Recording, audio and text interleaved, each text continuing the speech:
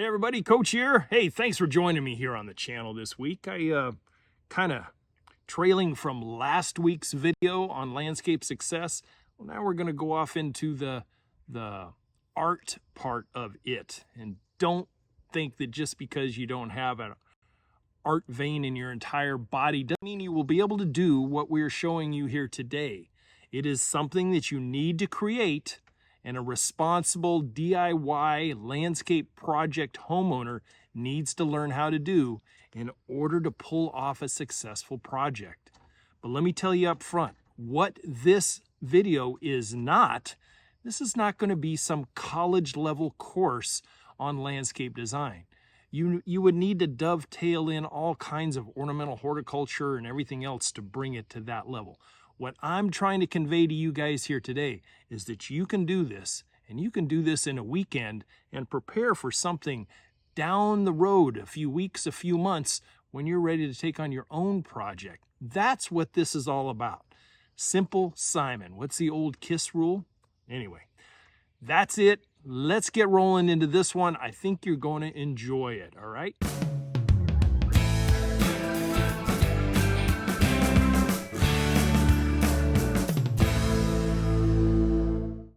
And in the words of Optimus Prime, landscape designer trainees, roll out.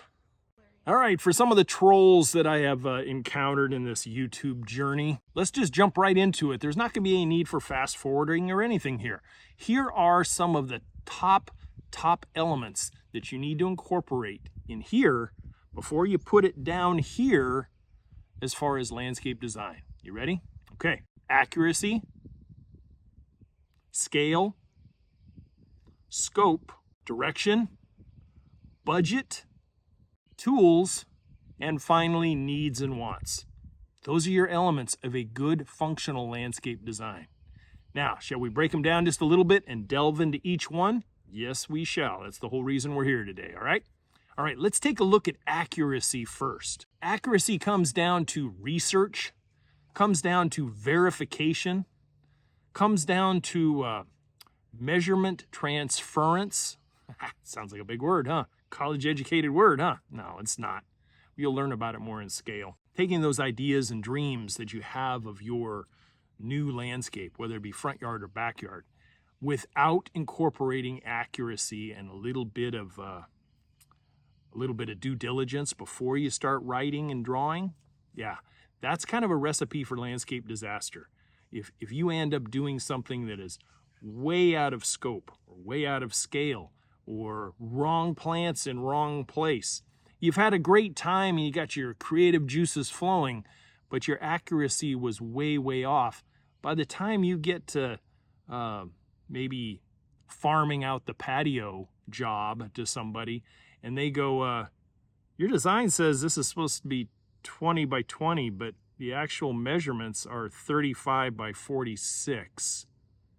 You see where accuracy would come to play, especially when it comes to budget, especially when it comes to space. So the distance between your back patio slider and your back fence better be to almost the inch, not be 3 feet off. So accuracy is going to be very important and something that you have to pay attention to all the time as you go through this process. All right, moving on. Scale. Scale is one of the things that is a real fearmonger in the designing world, and yet it's really kind of simplistic. Let me show you a couple of them. It all boils down to the engineer ruler. It really does. That one right there, circa 1978, when I was in college. That was the one that I used in my landscape design course right there, engineer ruler. Yeah, and I still have it. This is the one that I used probably from about 1990 all the way to present day. Same thing, just a little different, and not quite as so worn out and chippy as this one has been. But what you'll find in scale as you rotate the ruler, you will find various scales along each edge, depending on the size and scope of your project.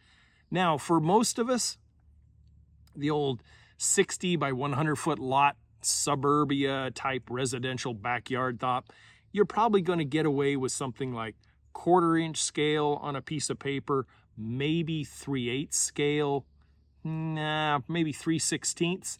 If you went 1/8 of an inch on a smaller lot, you're going to be drawing something really kind of small. And what you want to do is you want to make it as big as possible on the paper that you have, so it's easy to look at, easy to read, and easy to understand. You don't want little microscopic little doodads in there and details that people have to, put on readers to say, what does that say?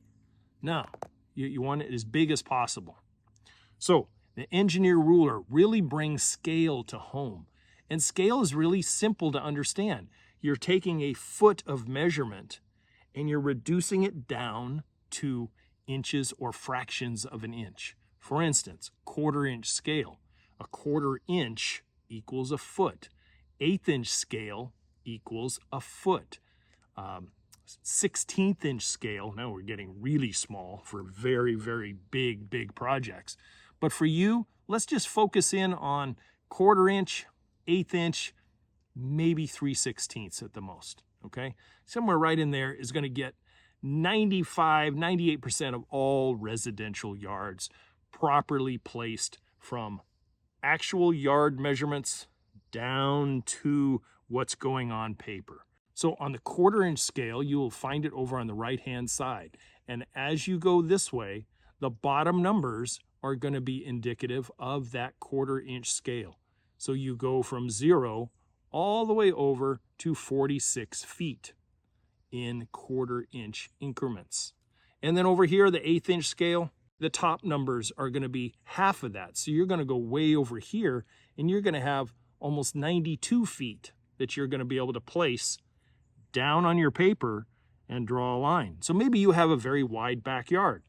Well, if you used 1/8 inch scale, you already have your back fence right there that you can look at. If you have a 1/4 inch scale, maybe you have a 60-foot yard.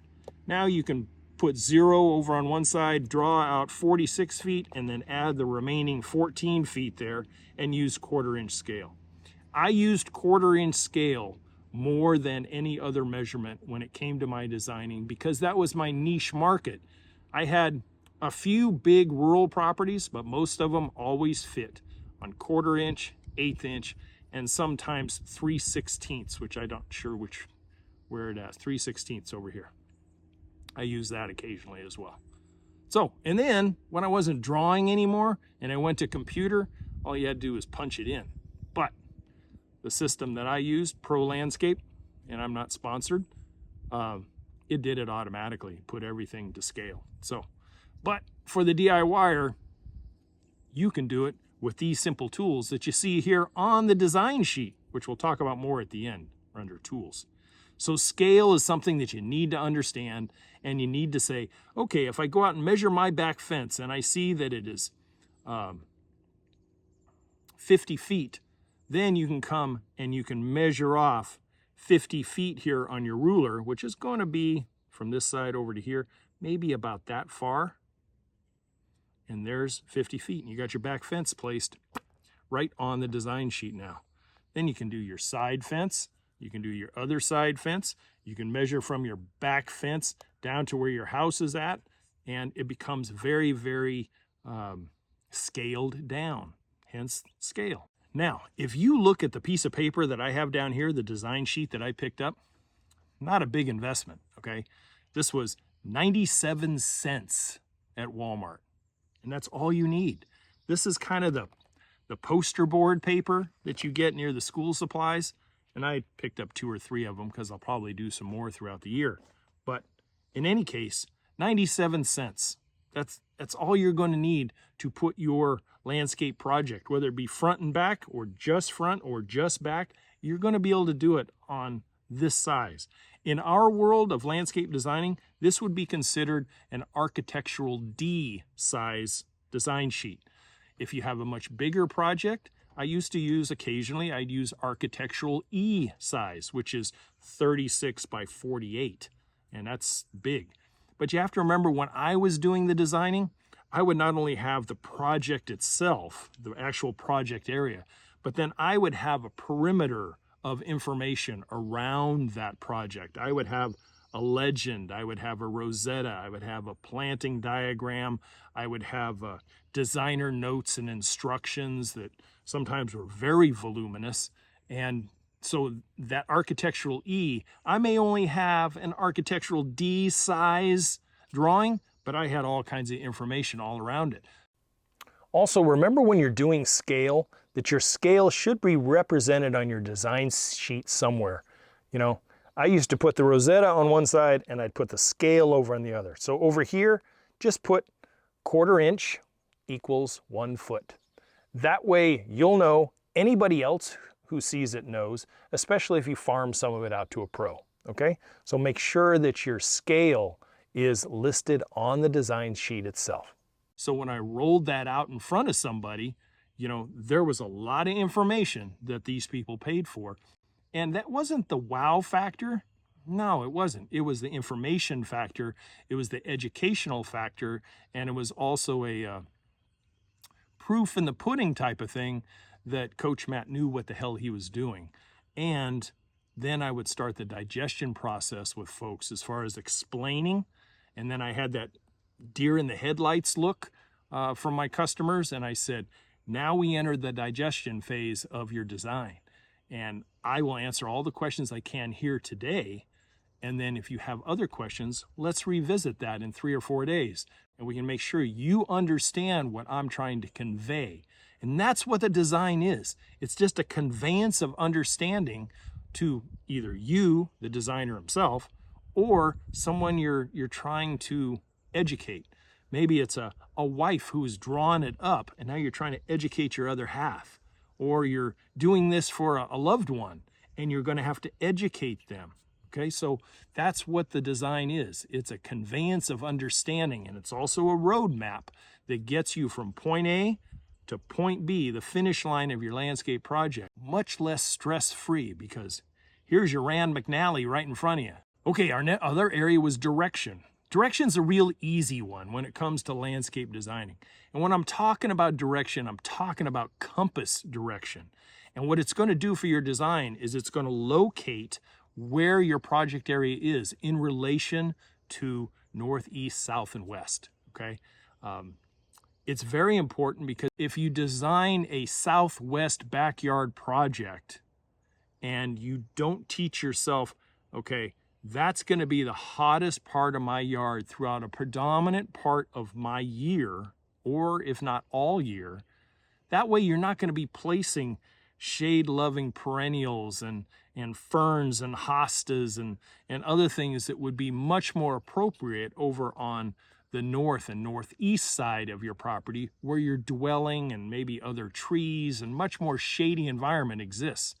Plus, maybe your southwest exposure there needs wind breaks, shade relief, and all kinds of stuff. And this design process starts to really raise your level of awareness as far as what you need to do and how to make it comfortable and functional, okay? So direction, a simple rosetta in the corner, like what you see right here. A simple rosetta. Industry standard is always pointing up. That way you know at the top of your design sheet is usually going to be the north or northeast side, and the bottom of the sheet is going to be your southwest side. And the left is going to be west, and the right is going to be east. Something to consider, okay? All right, next one. This one's a big one. And when you're talking about people's checkbooks, it always becomes very sensitive from a professional standpoint when you're trying to design for them the things they want, when you really don't know how much they want to spend. And it used to be kind of a poker game that I would play at the kitchen table.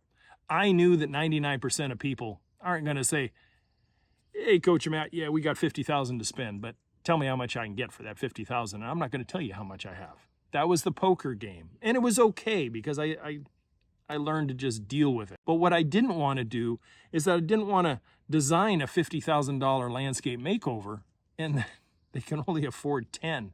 What had I done for them? I gave them something that they could frame and put on their office wall. That's probably the only worthy thing. Now, when it comes to designing to a budget, there is one exception. And that is if you have a bigger piece of property, maybe acreage, and it's brand new to you. You've hit the mother lode and you got a brand new home on 5-acre parcel, but it has stretched you financially, and you've got a whole new world going from your little 60 by 100 foot lot, and now you got 5 acres to take care of. And you look out your front door and you've got a field with maybe some trees off in the distance and grasses and weeds, and hey, congratulations, welcome to the country. But you're going to take care of this place by developing it over time, maybe the next 20 years worth of time. So this is where the design can project over the next 10, 15 years, the final outcome of the project.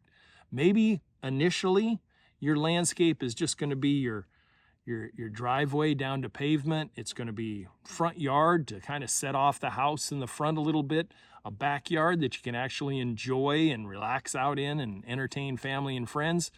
And then you expand with your design. You expand to where the barn is going to be in 2 or 3 years. You're going to expand to where the horse corral is going to be. The huge homesteaded vegetable garden or home orchard is going to be. It might not be right away until you recover some of your resources, but then your design is still that futuristic roadmap that you're gonna follow. But initially, hey, you're gonna be bringing in water from your pressure tank, and you're gonna be starting your irrigation system and your landscape in the front and the back. That's gonna be your initial year or so project. So when it comes to budget, think immediate. Don't think futuristic, unless you have a much bigger checking account than I do, and you can just start right now. And every weekend for the next 75 weekends, you can start in on your 5-acre project. Design to a budget. Don't budget to a design, because if you do it budget to a design, chances are you'll draw more fancy than you can afford, because you're going to be pulling information from the internet, those Google images, that Pinterest stuff, that Architectural Digest, and all those fancy HGTV projects that you've watched, and then you try to put that on paper and then pay for it. So be realistic in your expectations. Be realistic, and as you design, you will also learn the true costs of what things are. So budget. Design to a budget. Don't budget to a design. Next one we're talking about is scope. The scope of your project. And we're talking about that 60 by 100 foot lot versus 5-acre parcel that you bought and you're going to develop. Okay? Know what your limitations are, or what you could raise your limitations to. Many people, city dwellers, shall we say, don't have a lot of construction skills initially. It doesn't mean that you're not going to attain them, because you will attain them unless you hire a professional to do everything that you're ever going to do. You're going to just hire it out. And if that's okay, you can always reach me by email, because I could always supplement a retirement income anytime. But know what your limitations are and know the scope of your project.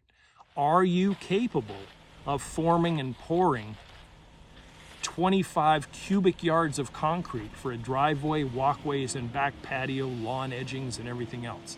Are you able to do that? Do you have the skill set to do that? Do you have the circle of influence that you can call in to be able to help you do that?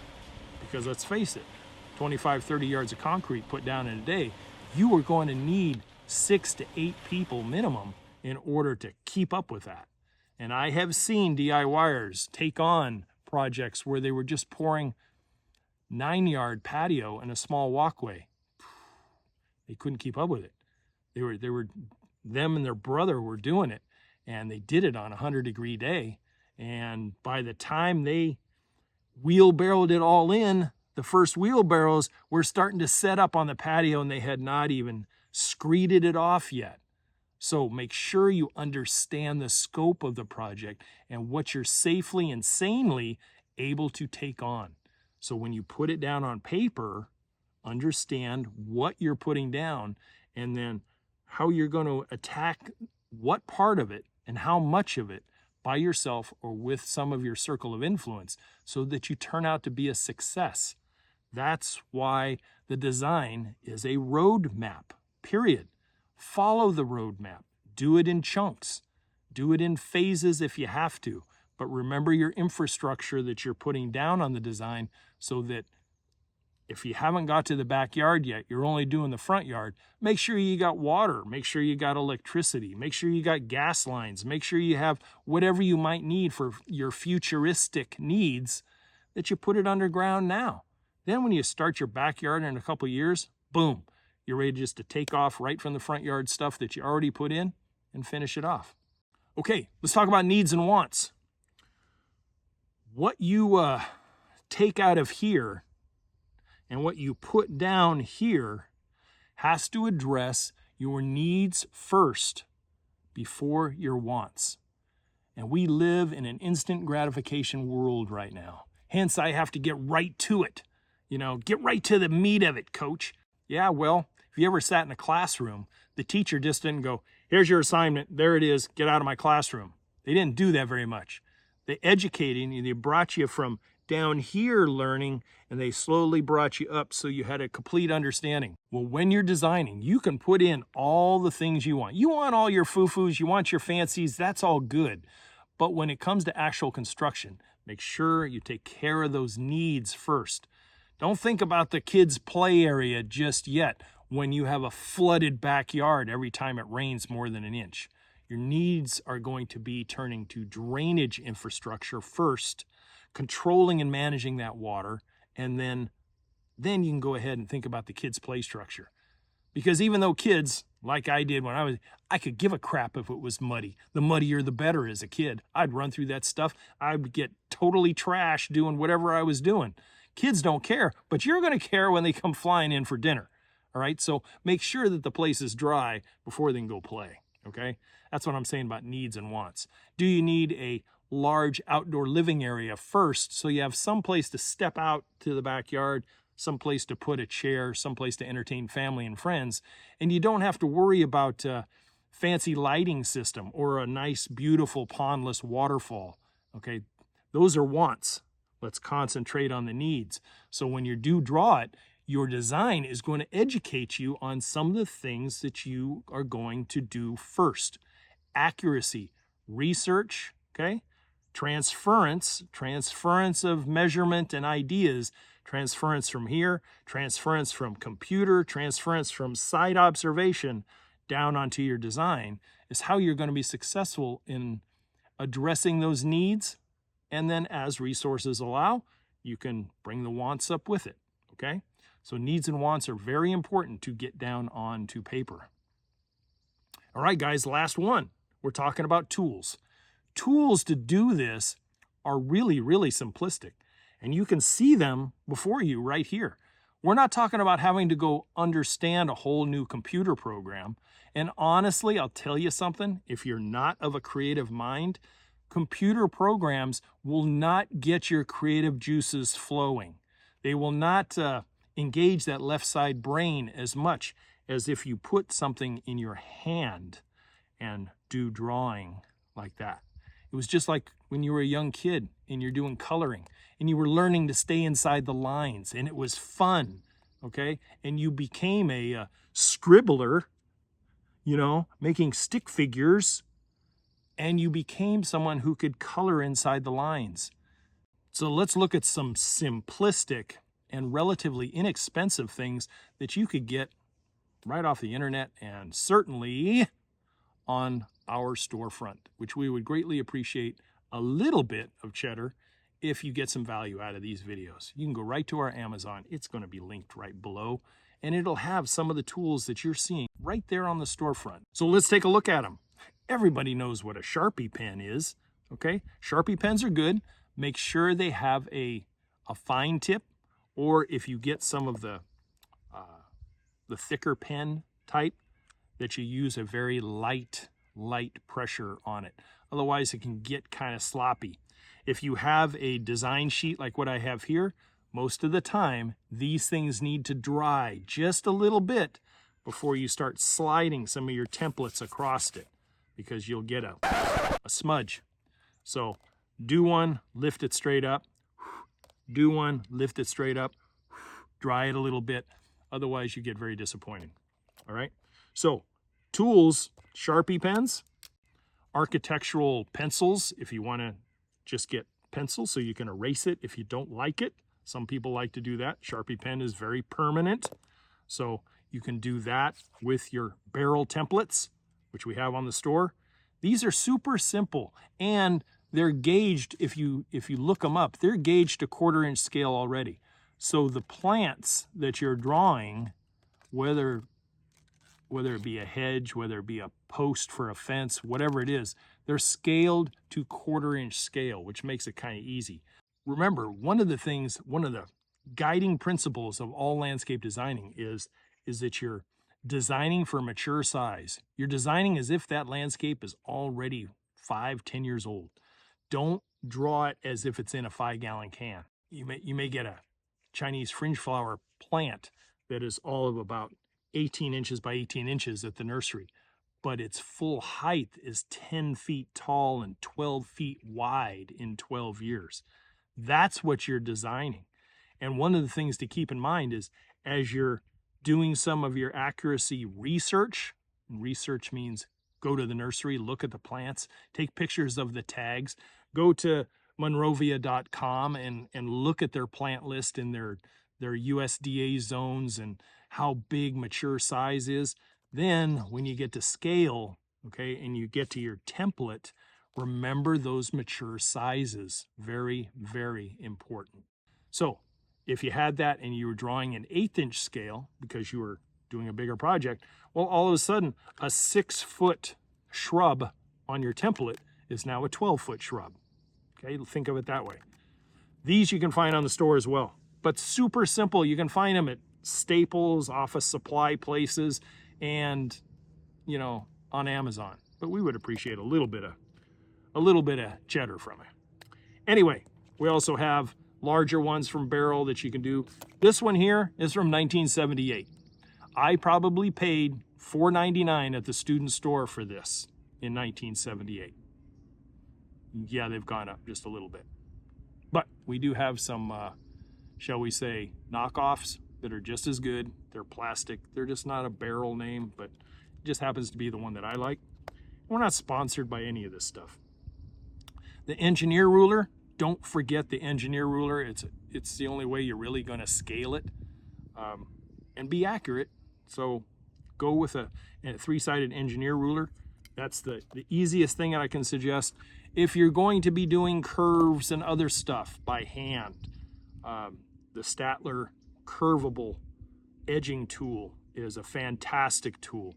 You can make wandering bed lines, which, God, I wish I had another $1,000 for every one that I've used on this thing. You can really make it very, very creative. And I think, although it's easy to be very rectilinear in your backyard designs, you've got a fence border and a square lawn and a square patio and elbow-shaped walkways. That's all very functional. And if that's what you can afford and that's your do it. But if you like wandering bed lines and things that are a little more creative and a little more softer looking, then a tool like this, putting it down on there and then creating sweeping bed lines with curved lawns and curved patios, that's the kind of product that you're going to need right there. The larger templates, the rapid designs that have bigger circles, I used to use those for the trees. Plain and simple, depending on the scale. And it would be very easy, and I would do my circle. I would put a dot in the center to represent the trunk, and I would occasionally make branches out of it and create a little bit of shadow and other stuff when I was being fancy. You don't have to be that. And then once you put your tree in there, you can do one of two things. You can label it with a number, you can label it with a letter, and then down here somewhere on your design is where you're going to put a legend. And that number is going to correspond to something in your legend that's going to say redwood tree or Japanese maple or whatever. That way you're educating yourself as you're drawing it, Anybody who sees it is going to be able to educate themselves, and any professional that you farm your design out to for estimates is going to be able to see. It's going to do a couple of things for you. You're not going to be the average Joe Schmo or Jane Schmo out there. You're going to be a knowledgeable, educated customer looking for cement work. And you know what your square footage is that you're looking for. And by the design and scale, you'll be able to tell exactly what square footage of concrete you're looking for. And then when you get some bid that is like $14 a square foot for a broomed gray finish walkway and patio, you know you're getting ripped off, because you're just be able to tell them, hey, I'm sorry, I know how much square footage is there, and $14 a square foot is, you know, double what the industry standard is around here. So we're going to go someplace else. Thank you very little for your time, and move on. That's what your design does for you. All right, so tools are pretty simple. A good eraser, you know, if you're doing pencil, a good eraser where you can, you know, correct your mistakes, brush off the other stuff. This is where you're getting a little further along than just the DIY, but it's stuff that I've had for years and I wanted to share it with you and show it to you. So the tools of the trade, a Sharpie pen, a couple of templates, engineer ruler, a pencil, and you're good to go. You're good to go. I'm only an email away at youryardcoach@gmail.com. You can email me any questions you have about this video or any interest you have in doing your own design. That's what I'm here for. And hey, you know, if you want a few more design educational videos, check out the playlist right here. We've got a few where I actually draw out 2 landscape designs and explain it to you as I'm doing it and the finished product. You might enjoy those as well. I sure do appreciate you guys hanging around this long. If you got some value out of it, at least give me a like and that old thumbs up. Consider subscribing. Let's push this channel up over the 6,000 mark before spring is gone. I would greatly appreciate that. And if you don't mind, check out the website, youryardcoach.com. I go into super deep delves and dives into Homescape 1.0, my digital course, and the ebook, so they can teach you even more than what I'm down and dirtying with you here today. Hey, as always, to your guys' landscape success. I'll catch you next Friday as always. Appreciate you sticking around. Goodbye for now.